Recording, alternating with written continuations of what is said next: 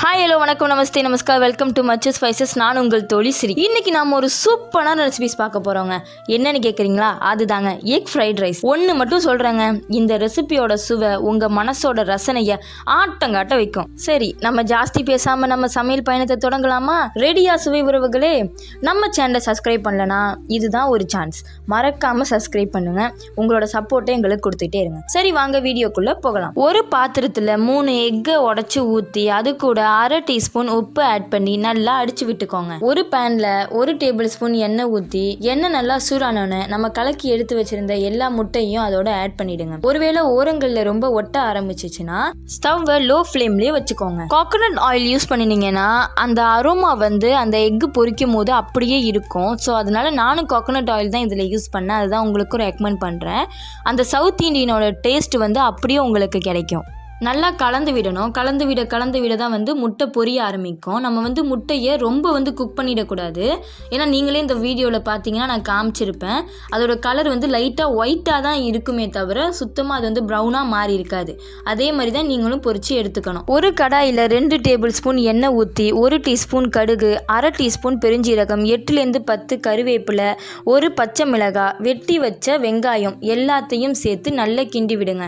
வெங்காயம் பொன்னிறமாக வர்ற வரைக்கும் நல்லா கிண்டி விடணும்.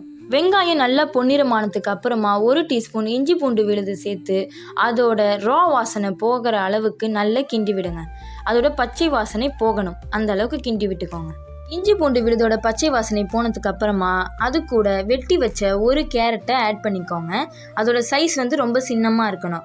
அதுக்கப்புறமா 1/4 கப்பு பீன்ஸையும் கட் பண்ணி அதோட ஆட் பண்ணி நல்லா கிண்டி விடுங்க.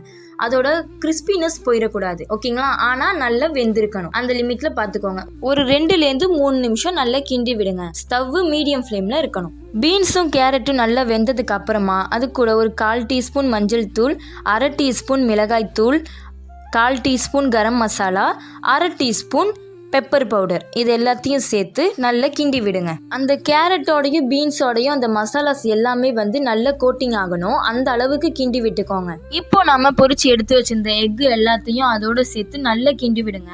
அந்த மசாலாஸ் எல்லாமே அந்த எக்கோட நல்லாவே கோட்டிங் ஆகணும்.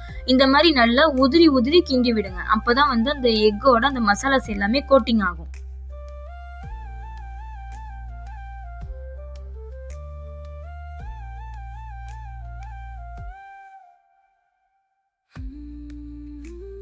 இப்போ அந்த மசாலாஸோட 2 கப்பு ரைஸை ஆட் பண்ணிக்கோங்க. அந்த வீடியோவில் நான் எப்படி கிண்டி இருக்கணும் அதே மாதிரி நீங்களும் கிண்டி விடுங்க. கீழேந்து தூக்கி மேலே வாக்க கிண்டி விடுங்க. அப்போ தான் அந்த ரைஸ் எதுவுமே உடையாமல் இருக்கும். இந்த மாதிரி நல்லா மேலுக்கா தூக்கி நல்லா உதிரி கிண்டி விடுங்க. அப்போ தான் அந்த மசாலாஸ் எல்லாமே அந்த ரைஸோட ஒட்டும். அது கூடவே ஒரு 1/4 டீஸ்பூன் உப்பும் ஆட் பண்ணி நல்லா கிண்டி விட்டுக்கோங்க. ஸ்டவ்வை லோ ஃப்ளேம்லேயே வச்சுக்கோங்க. நம்ம இன்னைக்கு ஒரு சாஸ் கூட யூஸ் பண்ணாமல் எப்படி எக் ஃப்ரைட் ரைஸ் செய்யலாம் அப்படின்றத இது நீங்கள் வீட்டில் ட்ரை பண்ணி பாருங்கள்.